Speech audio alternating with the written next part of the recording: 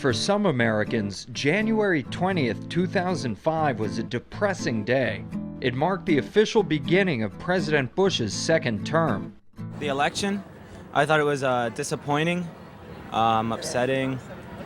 I don't know.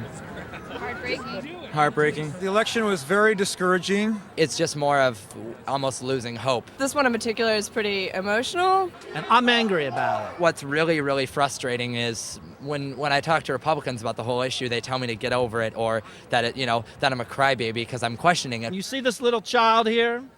He's done in green. I think he symbolizes the earth or people of this earth. The bombs and tombstones, I glued those on myself. You can see the bombs emanating from the corporate field and the tombstones at the bottom. He spent $40 million on this inauguration for a second term, might I add. And then I think it was when FDR was in office and the Depression was going on, he had a ham sandwich. So what is this $40 million with Macy Gray and Three Doors Down BS, which is another issue? You crybabies need to get over it.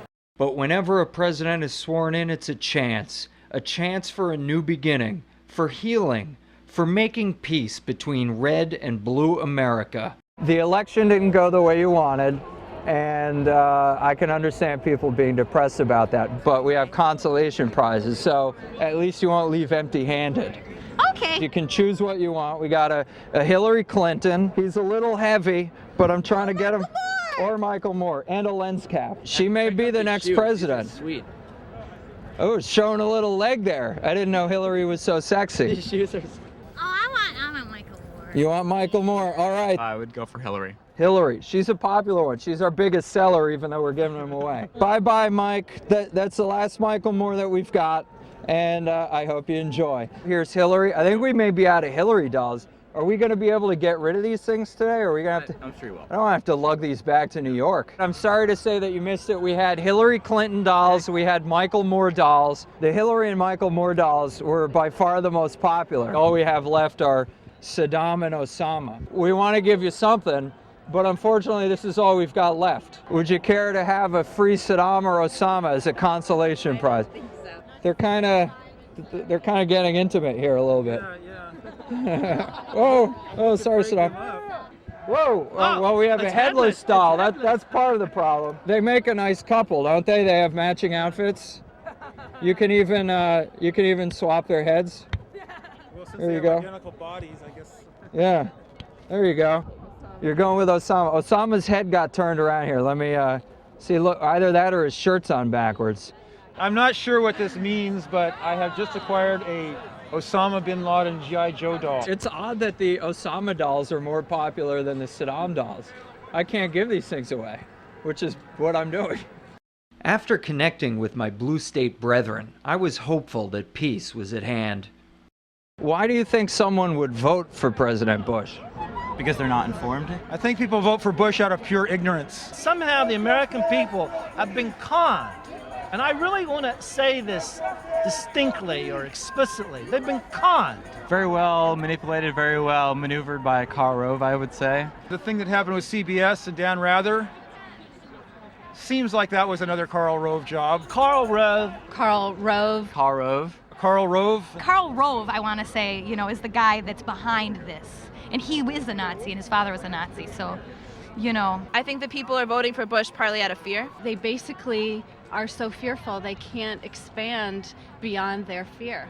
Karl Rove's a Nazi. Yeah, Karl Rove's a Nazi. Wow. So is Bush. So, and they use those tactics.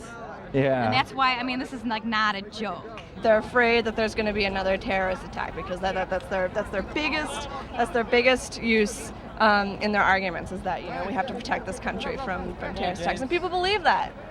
People that vote for Bush are in some denial. Your thoughts on the election?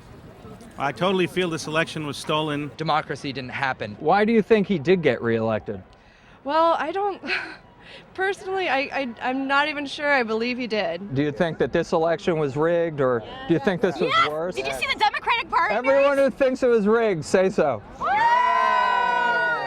The discrepancy between the exit polling and the actual outcome of the election make the election overall pretty questionable. There was a disparity between the exit polls and the votes, too. Yeah. And Maybe we could probably save everybody a lot of time if they just took an exit poll and forget the voting. Exactly. Yeah, cool. I think a lot of questions need to be asked. Questions: why did he get reelected? Why are we standing at this inauguration today? There's all these different things that are happening that really replicate what's happened in fascist regimes in the past, where it's intolerance of dissent. I'm afraid to have a conversation in the airport. You know, I'm afraid to have a political conversation in the airport. He's moving towards fascism, and I think we're going to see that over the next 4 years. If you really look up fascism, we are in a Christian fascist state right now. Despotism, fascism, whatever you want to consider it. He's the closest thing to fascism that America's probably ever seen. Huh. Making peace between red and blue might be a little harder than I thought. I'm a Democrat. I am fed up. I'm basically a pissed off Democrat. I know, I'm rising up. You know, I mean, I've taken it for 2 elections. I think people don't sit back and take this kind of abuse forever. There's got to be something else because I don't know if the voting is actually working. I'm part of an organization called the International Socialist Organization. I'm from New York City. I'm a teacher up there. You know, there's a lot of people that are into socialism and communism, and that's very interesting to me because it's very inspiring, actually. The idea of the publications is to spread left-wing ideas and revolutionary ideas in this country. Stop bitching, start a revolution. Us Democrats are going to get up in arms. I think there needs to be revolution in this country. You know, we'll have to come out and, you know, do what we have to do in the spirit of revolution. It's really up to the left wing to get organized. You know, we'll have to come out and kill somebody, I guess. There's potentially, you know, tens of millions of people in this country who could be mobilized to fight. So do you think it's going to take a revolution to fix the problem? I hope not. I hope not. I'm counting on the Democrats to come back. But there could be blood in the streets. Hopefully not.